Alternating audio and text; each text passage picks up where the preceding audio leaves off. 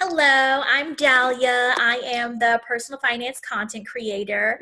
And here today we have KaPreace Young. Would you like to tell us about yourself, KaPreace, what you do at the university, your role, everything? Yes, my name's KaPreace Young. As she said, I'm the outreach coordinator for the Center for Student Engagement. I am also part of the Black Leadership Committee, and we help with Black at the PAC, which is a Black faculty and staff affinity group. I am the president of the Northern Nevada Black Cultural Awareness Society and the co-founder of Shades of Queenie Women's Empowerment Group. Okay, so you are very, very involved. Yes, yes. So can you tell me a little bit about yourself? Like, where did you grow up? How did you end up in Reno? That kind of thing. Yes, well, actually, I'm born and raised in Reno.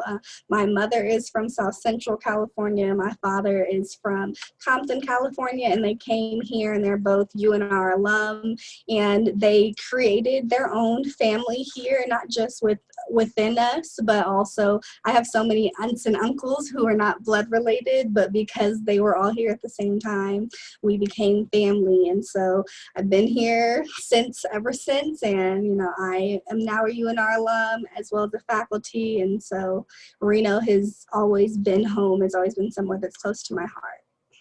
Okay, okay.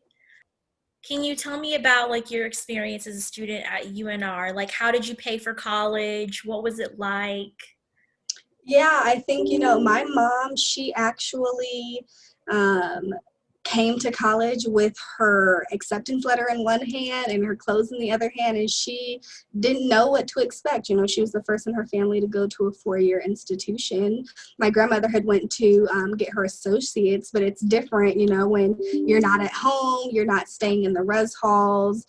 So my grandmother, she had no idea really what it was that she was getting her daughter into, nor my grandfather. And so because of the experiences that my mom had, and then my dad also being first generation, I think they both were like, well, we want to set our children up to be able to be successful if they decide to go to college. So I actually had a college fund that had been accumulating over the years, but I still applied for many scholarships, especially because I was a teen mom. And so I was like, well, I don't want me having a child to be the reason why I don't go to college, and to be the reason why I can't be successful, because this is still something that I want to pursue as a college education. So I applied for many scholarships every year. It was like, I forgot what the website's called, but there's a website where you can literally put in your criteria and where you want to go to college, what you want to study, and it pulls up scholarships after scholarships. And so that's what I did. It was like a weekend thing. I would apply for these scholarships. I had my little blurb written up about myself, but I also worked. So I was a work study student during my undergrad. I worked at admissions and records. I did work at ASUN a little bit, and then also for Dean's Future Scholars Program. And then I also had an off-campus job of coaching volleyball. So I had different ways of paying for it, but not one thing covered my whole tuition. Okay. When did you start learning about money? Like, when's the first time that you remember yourself being like, I need to make a budget, or like actually thinking about finances, like in like an adult, like real world manner, I guess. Yeah, I think I would say when I started working for admissions and records, it was actually through the Dean's Future Scholars Program. When you're in the program, once you get to a certain point, they help you get a job on campus. And so I was still in high school, and I was like, well, I had a bank account, but it was just, if I got birthday money, I'd put the money in the bank account, and I was taught, like, you want to make sure that you put a certain amount in your savings, and then you have this in your checkings to do what you wish, but you want to have more in the savings than the checkings. But as far as like when I turned 16 and I had a car, I had my little hoopty, but that hoopty needed gas, she needed oil, she needed tune-ups, right? So I think when I turned, like, I would say 15, and I started working at admissions and records, I really had to understand that part, because it was no longer someone else's money. It wasn't a gift. It was something that I actually put my time into and invested in. Okay. And how did you go about that? Did you develop a budget? Did you seek help from outside sources? What was that Most like? definitely, I developed a budget. I think my parents both had the conversation with me when I first started working. And it's like, yeah, you're working and it's your money, but like if you blow this money, this is it. Like if you run out of gas in your car, you have to find a way to work. And so at first it was just I would write it down on a piece of paper, like this is how much I want to pay for gas. This is how much I'm willing to spend on lunch. This is how much I want to spend on myself. And that piece of paper just started accumulating, and I was like, wait, there has to be an easier way to do this. There's Google Docs, there's Excel sheets. So I think I started making the transition to get a little bit more organized, and then I could also track it easier. But I still do that, right? I learn by writing down, so I still do write down my finances every month, but then I transfer them over to Excel sheets afterwards. What's similar about the process? Has anything changed about how you track your finances, how you handle your finances? Yeah, I think I start by writing down like my bills and then other amenities that I have that I do for myself. And it's usually like my nails or my eyelashes. And so those are the last things that I put into my budget to make sure that I have enough for everything else. And then my reoccurring savings account payments, I started using that more often. I would say that's something. So putting money into my son's account every month is a reoccurring thing. And then transferring the money into my savings account is also a reoccurring thing. And I think that's been the biggest assistance because I know automatically that's going to happen. And even though I have automatic payments, I still write those things down so that I can keep track of where my money is going, because I had to learn early that just because they say they took the money out when you go to Starbucks one day doesn't mean that 3 days later they're going to put the money back in and then take it out and now you're in the negative. So just keeping track of those things is good. That's true. So I know you said that you didn't really start thinking about finances until you were 15. So if you could give your 15-year-old self some advice about finances, what would you say to her? I would tell her to put money into a credit union, because you build more money off of the funds that you have sitting in that account than you do on like a regular bank account like Wells Fargo. I would also tell her to invest in like small companies to build on my finances. That's one thing that I'm just now learning about, is investing in stocks. And I always had this misconception that it was like only like famous people do it or only rich people do it. But in reality, there's stocks that you can purchase that cost little to nothing. It could be like a $20 payment, and that helps you accumulate wealth. Okay. That's some good advice. I would Yeah. like to hear that as a 15-year-old too, honestly. Um, Yeah.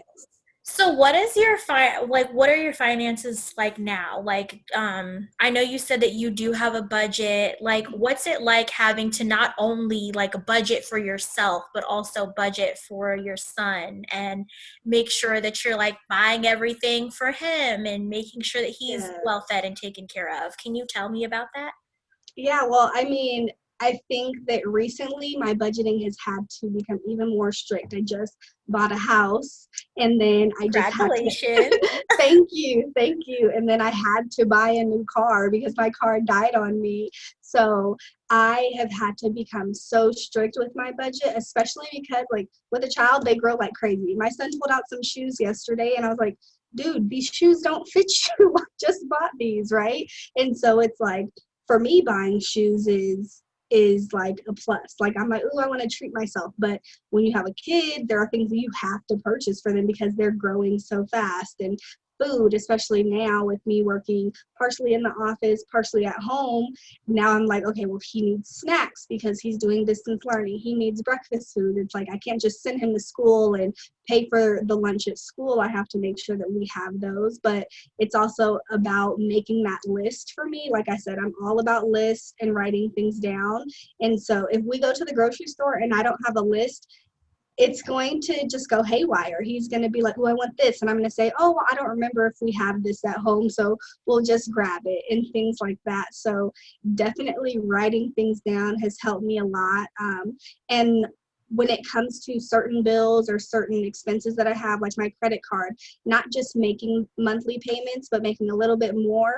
And then also keeping track of how much is left on it, like knowing, is it a good time for me to pay it off? Is it in my budget to pay off my credit card? Or can I put a little bit more towards something else to pay it off a little faster? Those are the things that I'm having to consider now, because then that's going to free up money for my savings, or I can go get him an extra pair of shoes because he keeps wearing the same red shoes every day, you know? It's just certain things like that, weighing what's a priority and what can be held off. Okay. So what do you do when you go to the grocery store? We actually, during the summer, I believe it was during the summer. We had an entire presentation where we talked about like eating out and grocery shopping, Yeah. and it was interesting, like looking those things up. I did it with my coworker Devin, and it was interesting, like looking things up and seeing like how much the average like single person spends on groceries. It was like, I think it was like maybe 180 for women by themselves, and then like 200 for men. Wow. So tell me, like, what's your process? What do you go through to make sure you don't overspend, to make sure that you're buying the proper amount of groceries, like you were saying? Yeah, so like I said, that list is very important. But also realizing like Walmart may not be the best option for you to purchase all of your groceries, right? So that's what I'm like, even like now that I'm learning is like going to different stores for different things is going to benefit my budget so much. Like, and then different stores have different bulk. Like, you know, just because I can't go to Costco for everything, because then I'm spending too much money on food that's going bad. Like, I think I bought like some croissants from Costco, and it took us 2 weeks to eat them, but it didn't even get to the 2 weeks because they're so fresh, they went bad so fast, right? So it's like snack items I can purchase at Costco, and then I try to go to like Rayleigh's maybe for my produce, and then going to Walmart if I have like smaller snack items that we need to purchase or just something really quick. And then I don't necessarily meal prep, but I will separate the food out, especially when it comes to my meats and things like that, because I want to be able to freeze it if I'm going to buy stuff for the month. So and cooking for two is very hard as well. I come from living at home with my mom, and it was 4 or 5 of us at home at some time. So she's cooking these big meals. So that's what I'm seeing. So I had to make the adjustment to put away some extra chicken and not cook the whole pan of chicken, you know, because then we have leftovers for 500 days and nobody wants it. So I think that just understanding where I can get more bang for my buck for different foods. I also don't like being in the store often, like forever. So that list definitely keeps me on track. Okay. Sorry, there was like a plane flying over, so I had to Oh, no, you're okay. But that's a good point that you bring up about grocery shopping, because me, like, actually living on my own now, like not having like the backup food plan, you know, you live in the dorms Mm-hmm. and you're like, oh, well, if I mess up and I eat up all my food, I have a food plan. No, it's like Exactly. these groceries have to last me until I can go to the store again. And Yep. going to like different stores makes a big difference. Like for me personally, I buy my produce from like Winco or Smith. Mm-hmm. And for Walmart, like I'll go there for everything else. Because, like you said, normally if you just buy everything in one place, it ends up costing way too much, or like you're Yes. overspending. Yes, exactly. I completely agree. Like, and I literally, like, this is probably like month 2 of me going to other stores. It's so easy and convenient just to go to Walmart because they have all of the food. And then if you want to get a new t-shirt, you can get a new t-shirt. If you want to, you know, so there's so many things that it has to offer, which is great. But until you really look at how much money you're spending, it's crazy. So yeah, I've started using Winco more often as well. It's so chaotic, and the setup is different, so it just makes me so anxious. I'm like, I don't know where anything is at, but it ends up being better for my wallet. Yeah, I stick to like the produce section and Hmm. the ice cream section, and then I leave. I'm like, I don't need anything to eat Exactly. in between aisles. Yes. Oh, Yes, most definitely. so you did mention grocery shopping. So how about treating yourself? Like, has there been like a time where you're like, I'm gonna have to hold out an extra week on getting my nails done or getting my lashes done and like, combating that? Oh my goodness, that is like the conflict of self-care and money, right? So yes, it definitely comes down to it, especially because those are some of the last things that I need to take care of, because I can do self-care without it costing much money, but I'm just like, OMG. I think at the same time, that's what helps me be a little bit more strict. Like when we're going to the grocery store, I may see some new candy that I want, and it's only $2, but that's $2 that could go to my nail fund or my eyelash fund. And so, but when being strict with yourself, because I would rather cancel an appointment than to have to borrow money or to be late on a bill, because like you mentioned, like I've said, I have a kid, so I can't just not pay for things. We can't not have power, not have water and stuff. So I mean, it's hard because it seems like it's become part of everyday life, but in the back of my mind, I know that it's not a necessity. Right. Yeah, that's understandable. Has there ever been a time where you were like late on a payment? If so, what happened? How did you handle it? There was a time in my undergrad where I was living paycheck to paycheck, and I was also living money tree to money tree. And I was like, wow, you don't realize it until after you're like, okay, let me go get a paycheck advance, or I needed a few extra dollars here, so let me go to Money Tree. And I never thought that I would like be living off of Money Tree loans, but I really was. And the saddest part is it wasn't impacting my credit score at all, even though I was paying it off on time. My credit score was still zero. So I was like, this isn't helping me. Oh no.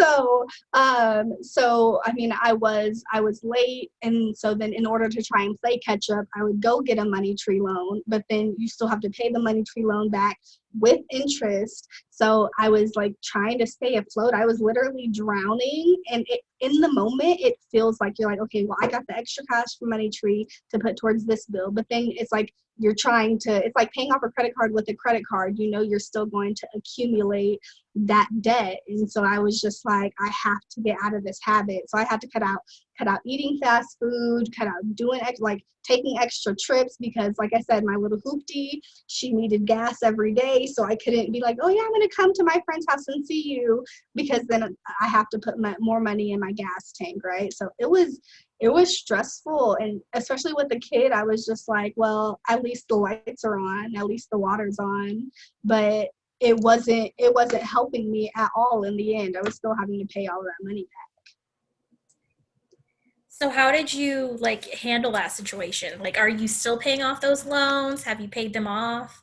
I can say I am debt free except for my credit card, and I'm paying my credit card off in November. I haven't had to take out a Money Tree since I graduated and Yeah. with my undergrad, which is perfect, in 2016. But like reflecting on it, I don't even know how I came out of it. I was working three part-time jobs, going to school full time. I had a baby. I was paying rent, and even though I was in a low income area, rent is rent. Yeah. So I was like, it was income restricted. Technically, it wasn't even a low income area. So I was paying like 454 in rent. And that was before water, before power and stuff. So, like being in that debt, I also was a little ashamed. So my parents did not know that I was taking out Money Tree, because I didn't want to hear the lecture from them. I didn't want them thinking I was spending my money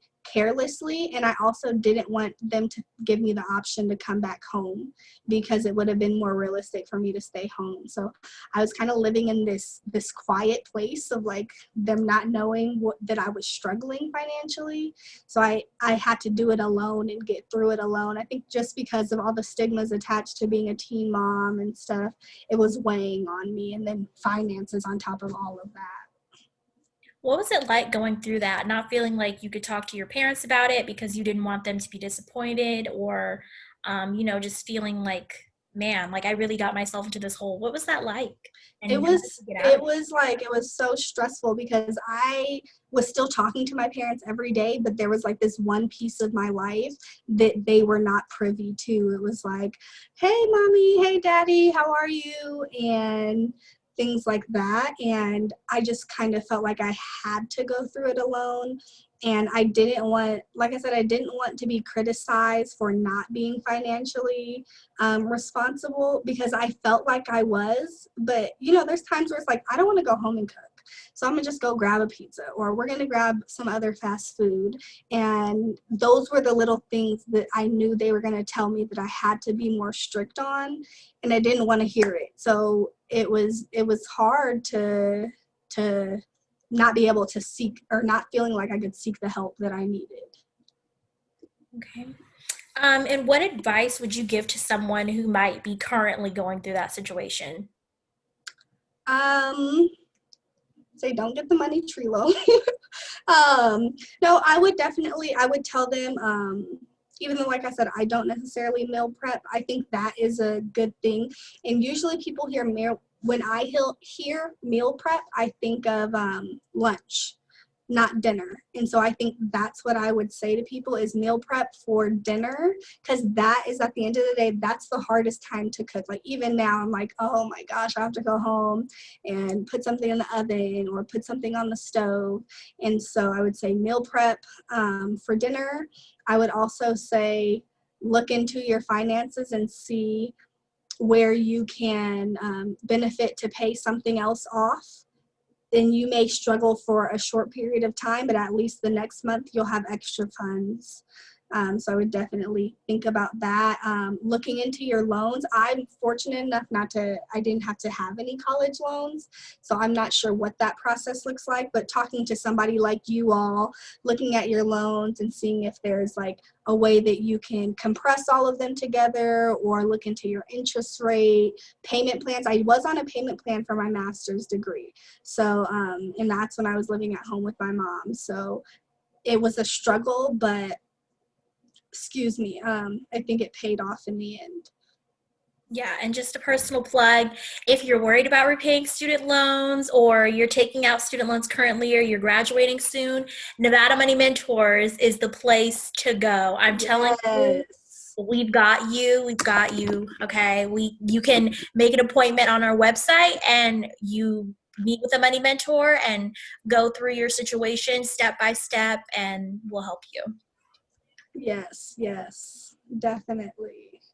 So I'm curious. So when you were growing up, did you learn about things like budgeting and credit and like taking out loans and what that looks like and interest rates or something? Like, did you learn about those things when you were growing up, or was that something that you learned later in life?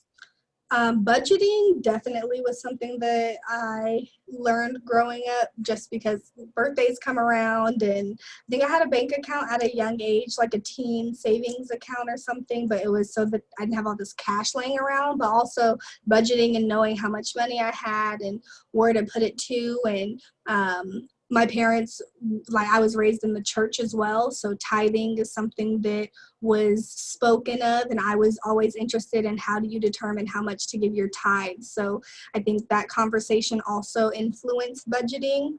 But because I was like, well, if you give this much to the church, how do you have that much left over, right? So there was like an understanding of those type of things. But as far as loans and stuff go, the first time I had a conversation really about a loan was when I was purchasing my home. Like I didn't take out any loans for school, like any extra fun money I had to come out of pocket for. So I have no idea. Credit, like I said, I was 16 when I got pregnant, and it was so hard for me to get a credit card. It was so hard for me to have really anything in my name, even though I was a parent, which people consider you're supposed to be an adult. I had bills in my name, but I had no credit in my name. And so it was so hard I was like, it was a frustrating process because then I was like, well, I'm ready. I'm graduating from high school. I want to move out of the house, but everybody needed a background check or a credit check, and I have nothing, right? So once I was able to get a credit card, I almost learned the hard way because I was like, well, I'm gonna just charge it. I'm gonna charge it. I'm gonna charge it. I was like, but that interest rate only is zero for a certain amount of time. And then you have an interest rate. So it was, it was a late start for me, which was like all of my friends were like, yeah, I have all these loans. I'm gonna have to pay them back so many years after college. And I was like, oh, okay, I can't. And so it sucks because, like, in my role as a administrator in higher education, I have students coming to talk to me about so many different topics, and they're like, well, Grace, what do I do about my loans when I graduate? Or do I just go get another degree so I don't have to pay them off? And I have to honestly say, like, I don't know. And it's a gift and a curse, right? I'm blessed to say that I have 2 degrees and no college debt, but loans aren't only for college, right? It's like I have a car, so I have a car loan, but I don't necessarily have understanding of loans if it's not about property, I guess, like a car or my home. Okay. Okay. So can you tell me, I'm curious to hear about how you work towards buying your own home. So, can you tell me a little bit about that? Yes. So, as I mentioned, I have like zero debt. The only debt that I have is from my credit card, and that's like $400, which I'm paying off November 1. But I have made payments on my credit card that was more than the minimum payment to help increase um, my credit score. And so when it came to me purchasing a house, there's the first time home buyer program here in Nevada. And so my mom actually was able to connect me with the person that was over the finances for her home. And so we went through the program. There's like a Home at Last program that somebody will have you go through, and you basically learn about housing, financing, and things like that. So that helps towards like maybe a down payment or closing costs for your house. And so you have to be honest when you're talking to a realtor or a financer about what your financial state is. And one thing that I really learned is that just because I say that I can afford this amount of money a month, you need to go a lot lower because you have other bills, right? You're not just paying your mortgage, you're also paying your power, your water, your trash. Buying a home, you have to pay for homeowners insurance, your HOA. And so I remember, like, I found this beautiful house. I was like, oh, I love this house. This is great for me and my son. And they told me how much it was monthly. I was like, okay, let me look at my budget. I looked at my budget, and then I also had to add in estimated costs for all of those other bills. And I'm like, yeah, no, this isn't going to cut it. I'm only going to have like $200 left over. If my car breaks down, I'm not going to have a car. So would I rather have a house or transportation? So it was like a big, like, knock. I had to like put a halt on that house, even though it was beautiful. But I kept looking, readjusting my budget and making sure that I understand reality of finances and what I can afford and what I'm willing to do. And it's a first home, like, people can get so caught up in social media and pictures and stories, and they're like, oh, I want this beautiful luxurious house. Like, no, this is a starter home. I can rent this out after a few years. This is not like the home that I'm going to raise my family in. It's just me and my son right now. So I have so many more years to really develop what it is that I want to purchase as like my home. Okay. Well, it sounds like you went through a very realistic process. Like, I'm really happy to hear you say that you were like, okay, I reworked my budget and I was like, okay, this isn't going to work, but that doesn't mean that it stops here. I think, Exactly.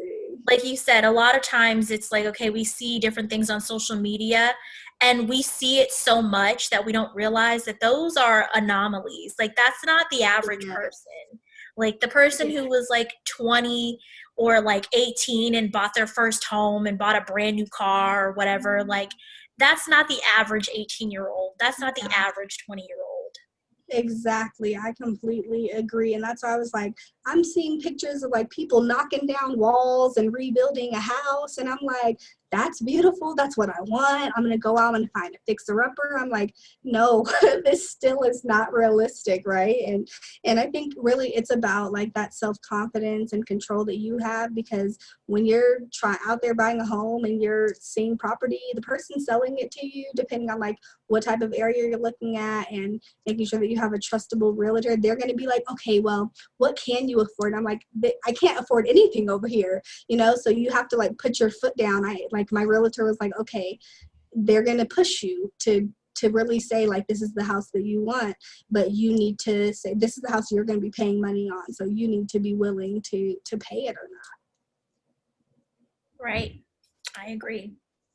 I mean, I don't have a house. I'm renting a room, but it was definitely one of those things where like when I was looking for a place like rent a room in Vegas, I had to be realistic. Like I couldn't expect to live in like Summerlin area or like Henderson Yeah, and pay like 500 a month. Like it just wasn't yeah, realistic and have like in utilities included. Like no, like if I want to live in like a decent area, I'm probably going to be like an area like that. I'm probably going to be paying more like 700, 750, even if I am only just renting a room. Like yeah.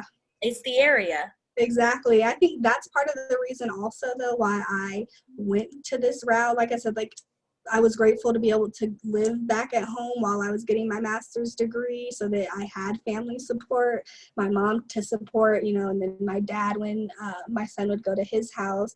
But realistically, I was like, okay, KaPreace, like looking at your credit score, looking at what you can afford, would you rather be renting a room or two in an apartment, or would you rather be owning your own home? And so I think that's what also helped me see. It was like, in the end, like I can write this off on my taxes. I can, like I said, rent it out. Like when you're renting something and like that's what you need to do at the moment, it's great. But when it comes to a time where you think that you're ready for the next step, it's not just about how much you're paying, but it's about the benefits and the payoffs and the write-offs that you have once you're owning it as well.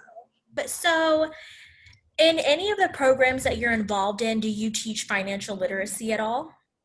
Not myself personally, but it's something that we are constantly having conversations about. With PAC Provisions, we deal with food insecurity, but we understand that if somebody is facing one basic need insecurity, they're more than likely facing another. And so those are conversations that I like to have with students that we interact with at PAC Provisions, is being if they're vulnerable enough to tell me what other resources they're seeking. Like we're always trying to outsource to money mentors to see how they can assist students. With Nepkis and Shades of Queening, we do some of these conversations and we try and partner with other local organizations who focus on these areas, especially because within the Black community, sometimes these aren't conversations that we're having. And also the reality of being financially wealthy and generational wealth. One thing that I've been telling people when they're like, oh, how did you do it? How did you buy your house? I tell, like, I'm talking to like somebody from the Black community, I tell them when you apply for that loan, do not list your cultural background, because then you may not get as much money as you would have got if you were a white person or if you just left it blank. So I left mine blank because I have that knowledge. But these are conversations that I'm having within my community groups. And then also just access to resources, especially right now, there are so many grants out there. And so I have been like a big advocate for sharing that information, whether it's on Facebook, whether it's via email or word of mouth. And then also one thing that I tell like undergraduate students who are getting ready for grad school is that there are many grants and scholarships still available to graduate students. Like loans don't have to be your first option. That should be, in my opinion, your last option. Let's look at, and I don't think people talk about grants as much as they do scholarships, but grants are free. So can you tell, everyone who may not have heard of PAC Provisions or may not know about the program, can you tell us about PAC Provisions, what you do, how you got involved? Yeah, so PAC Provisions is our on-campus food and resource pantry here at UNR, and we serve all students, faculty, and staff. There's no income requirement or restriction, and you can use it as many times as you would like. And we also we offer a pickup and delivery service, and you can put your order in online. We have our campus escort drivers who do deliveries Monday, Wednesday, and Friday, and then pick up any of the other or all of the days of the week. I apologize. And so, I got involved because I started understanding really that the perception that I have and that I try to portray to people is that food insecurity at UNR isn't just food insecurity at UNR. Food insecurity at UNR is food insecurity in Reno, Nevada, because we are members of this community, and because of how community oriented I am, it helps me see the bigger picture, and it helps me see the investment that's needed, and understanding that there needs to be more funding, more resources for these students. And also, it's not just about having PAC Provisions as a resource, but breaking down that stigma. As I mentioned before, I didn't even want to tell my parents that I was using Money Tree. And so, like, there's a stigma attached to seeking help, let alone seeking help for food. People have the assumption that just because you're in college, you're not struggling, or that you're supposed to struggle. And it's like, no, we have resources available. Let's make sure. And so that's where my passion for it comes in, is really, I don't want people to feel insecure. I was on food stamps as well when I was an undergrad, and I pushed against it for so long, especially being a Black woman, and I was a teen mom. My dad was really the one to say, this resource is out here for you, and I want you to use it. And for so many months, I was like, I don't want to get on it. I don't want to be reliant on it. I don't want to feel like I can't not use food stamps. I also don't want to have this label on me, but it helps so much, like, that once I started using the free resources that were available. And that's what, like, you're not going to always get stuck on it as long as you're trying to make the progress financially for your life. Like, you won't always need food stamps, but it's there, so let's use it. Um, and how did you get involved with PAC Provisions? It's actually through my work here as the outreach coordinator. And so, part of my role is to do community outreach, but the other part is to focus on issues that are impacting basic needs, and PAC Provisions being one of them. 24% of our student body population has self-identified as being food insecure at one time or another. And I just thought that that was definitely important, and also to help build capacity for awareness that this is a real thing that our students are dealing with, and this impacts their learning. And it's a lot of self-reflection that happens. I think about how many things impacted my learning, and if I had the resource and the knowledge about PAC Provisions when I was an undergrad, that would have been one less thing that I would have had to worry about.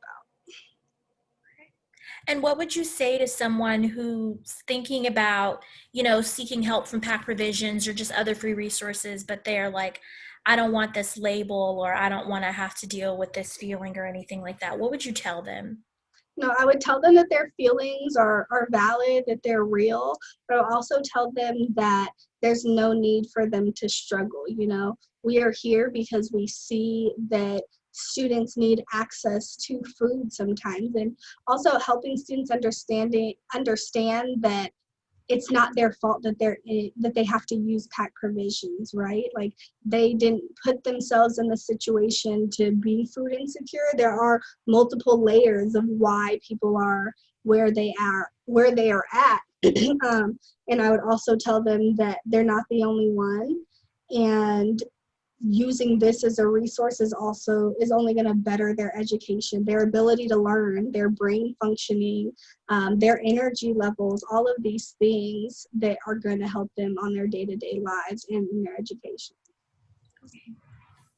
Thank you. So can you tell me about any like future goals that you guys have for like either PAC Provisions? That's my first question. Mhm. Are there like goals that you guys have for like expanding or like spreading more knowledge about food insecurity or things like that, or anything that you're currently working on?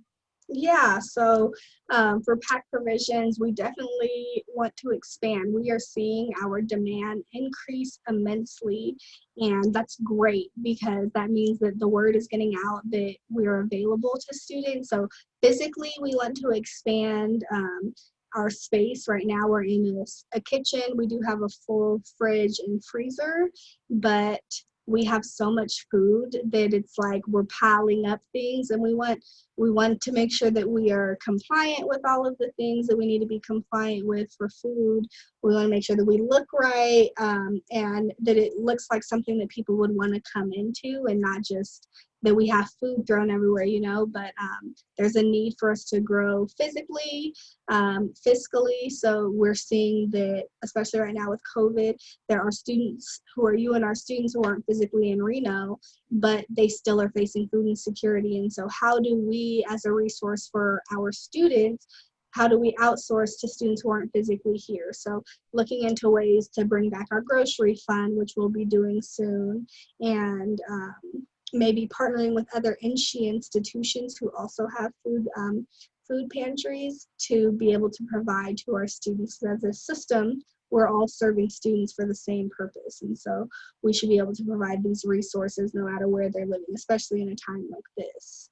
So PAC Provisions is ready to expand. We're also making sure that we can meet the demands of all of our students.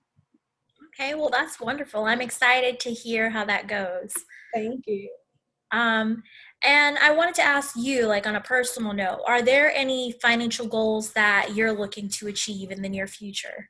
Say like the next 5 years.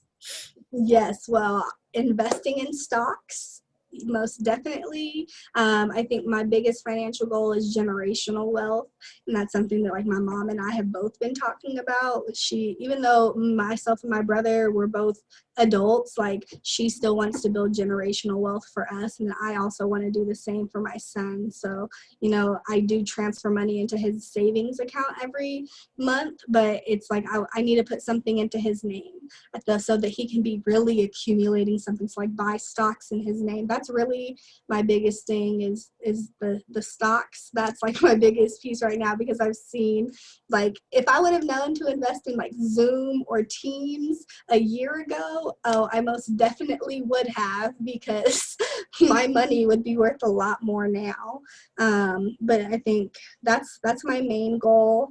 And then you said in 5 years, so also I would like to hopefully be renting out my house and working towards purchasing a new one. I can say the biggest thing that I appreciate about where my home is at right now is that I actually, before I moved back home, me and some friends rented out one of the houses like right around the corner from where I live. And what's crazy is it was almost like it just kept getting passed down. So like there was like two renters before us was another college student that I knew. And like we kept getting his mail, and I was like, dude, did you like change your address to here? Like I hadn't seen the person in forever, but he was like, oh no, I used to rent from there. And so like that's kind of like what I would like to do. I don't live too far from campus, so it's like if I can purchase a new home with like in 5 years and rent out this place to students, that would like really fulfill my heart. Financially it would fulfill me, but like because I know that they're working towards a common, like we have a commonality, and then also because of the fact that like that's what somebody did for me, and they didn't even know who I was, and that person used to be a student, so I just feel like it's meant to be. Aw. Well, that's really sweet. I think that that's really a good idea because that does help students out a lot who are like, I can't afford these apartments, but I don't want to live on campus. Like, I think renting out like a house for students is actually cheaper than it is living in an apartment in Most a lot of definitely. cases. Yeah, So, definitely. any final thoughts before we wrap it up today? No, thank you for the time and thinking of me. I appreciate it. This has been great.